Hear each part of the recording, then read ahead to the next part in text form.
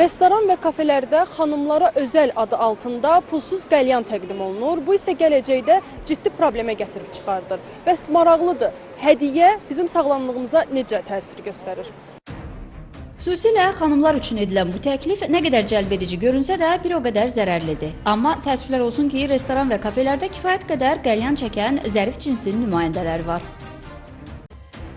Bəli, heç kim xanımlara bu zərərli vərdişi yaraşdırmır. Qəlyanın zərərsiz olduğunu düşünənlər də az deyil. Həkimlər isə bildirirlər ki, su filtrasiyası tütündəki toksinləri aradan qaldırmır. Əksinə, bəzi maddələr suyun buxarı ilə ağciyərlərə daha dərindən keçir.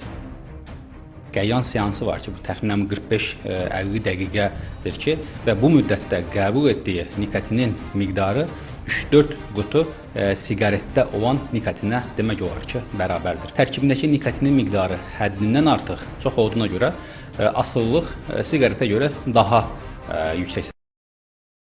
Eyni zamanda onun tərkibində olan karbon monoksid, ağır metallar, kanserogen maddələrin miqdarı çox olduğu üçün bunlar ağciyər xərçəngi, bronxlarda bronx xərçəngi və yaxud da qırtlağın xərçəngi riski çox-çox yüksəkdir. 1 saatlıq qəlyan çəkmək 100 siqaretə bərabər nikotin qəbulu deməkdir. Üstəlik, qəlyan tüstüsündəki ağır metallar və karbon monoksid orqanizmdə yığılıb xərçəng riskini artırır.